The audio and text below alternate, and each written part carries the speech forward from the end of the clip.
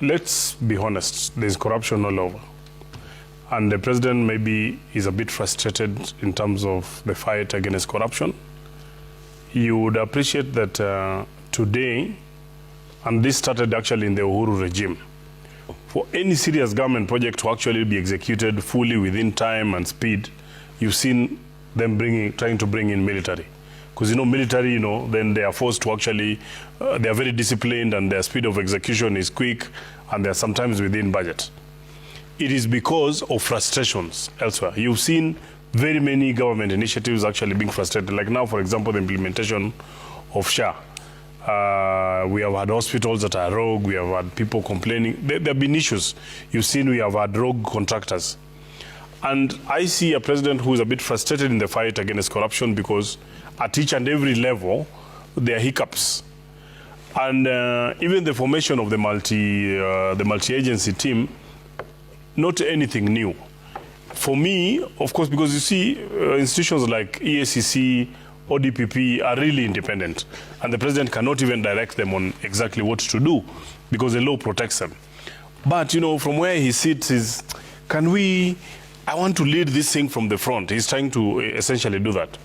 But from the president, then other enemies of devolved funds, including CDF, now have joined the fray to try and condemn Parliament wholesome. And when Malala speaks about lobbying happens. For example, by that time we didn't attend that PG, but when, for example, SHA was actually being introduced and the new laws were actually brought into, were being proposed to Parliament, people went to retreat because when the executive proposes something, it is up to them to actually ensure that members of Parliament understand what exactly they are trying to achieve. Were you given any money during this? No, we were not. But we went for a retreat. Itself was a treat, right? No, it was paid by Parliament. It was paid by Parliament. It's paid by Parliament. It was paid by Parliament. Yes, we got an allowance, but it was paid by Parliament because it's part of my work. So when you go for a retreat, then you're actually being told, this is exactly what is going to cure. It gives you an opportunity and adequate time to critique whatever legislative proposals are actually before the House. And that is actually a practice that happens all across. Yeah. Not only from the executive. Mark NYAMITA, a member of parliament for Uriri, has weighed in on the ongoing debate about corruption in Kenya, placing a strong focus on the role of parliament and the wider government. In his view, corruption is not a problem that can be pinned on a single institution. Instead, it is a widespread challenge that affects multiple sectors, making it one of the most complex issues the country continues to face. NYAMITA has acknowledged that corruption exists in many places, from the executive to independent agencies, and even in institutions that are supposed to uphold accountability. By pointing this out, he has tried to shift the debate from blaming Parliament alone to understanding the problem as a national crisis. Parliament alone to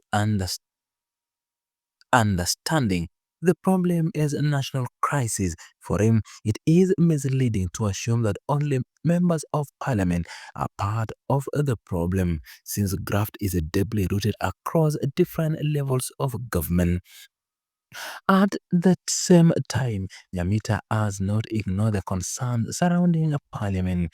He has openly recognized that the public perception of a Parliament as a hub of corruption is worrying. He believes the House is a serious institution central to democracy and lawmaking, and therefore it cannot afford to lose the trust of Kenyans.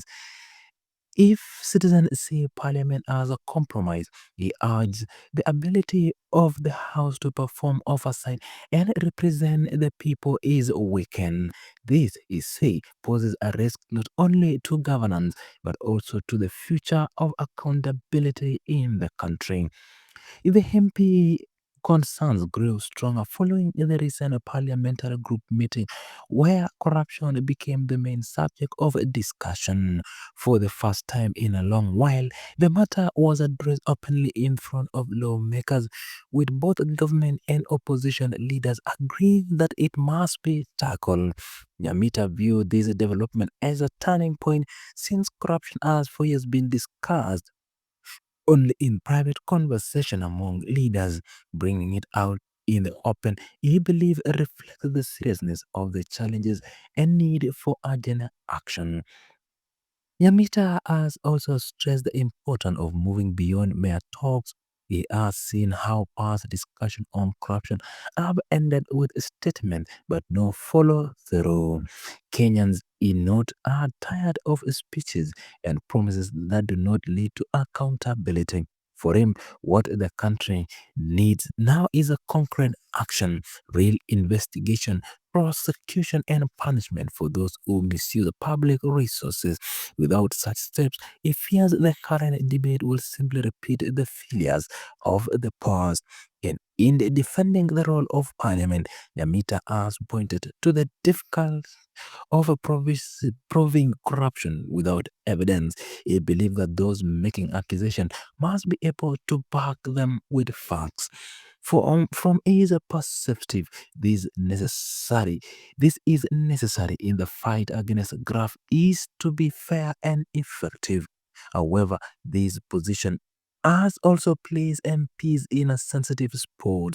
While it is true that evidence is crucial, many Kenyans feel that lawmakers are using this as a way to avoid the tough question. This tension has fueled further debate about whether Parliament is genuinely committed to clean up its image. Seek to bring evidence that Parliament has a few issues, or a few members of Parliament are having challenges. And I've seen even the media coming to say members of Parliament, related to CDF and things like that. And we are reading a couple of things. For example, I sit in the National Assembly.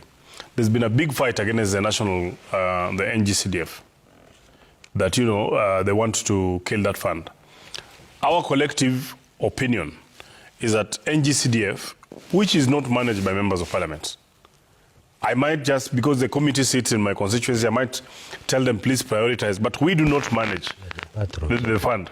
We do not sign, we do not sit in any decision making. We can only lobby within it and say, okay, please, I have received a report that there is a school here that does not have classes. Please prioritize them in the next whatever. But our collective view is, could this be a targeted fight? Because this is a fund that has actually been fought. Unfortunately, it is the only fund that is working. Then when we had the former Prime Minister also come and say that now the counties need to be oversighted by MCS, it is an attack on Parliament in itself. Because the law provides that the senators are the ones to oversight governors. We all know that MCS have no capacity, have no skill to actually oversight the governors at the whatever. Because you remember last Parliament, Trevor, there was an attempt to set certain thresholds for people getting into elective office. And one of them was the academic, the education level. And we tried to say that, can we have even at least graduates get into Parliament? And my two legal friends here moved to court and said, the percentage of people who are graduates within the country is a certain number, so outrightly that discriminates. But what does that do in terms of capacity, for example, at the county assembly? You have someone who cannot speak English in the county assembly. You have, and I dare say, you have someone in the National Assembly and in the Senate who cannot speak English. The budget of the nation is actually being deliberated on the floor of the House. This gentleman cannot understand even what is actually going on in the National Assembly. And you expect that that very MCA is going to oversight a governor who is a graduate, who is more skilled. That's actually allowing room for corruption at that particular level. So just to answer your question is that corruption is living with us in the society. There could be one or a few elements, maybe even some of my colleagues who are involved in a scandal here or there, or maybe who might have sought for certain inducements from people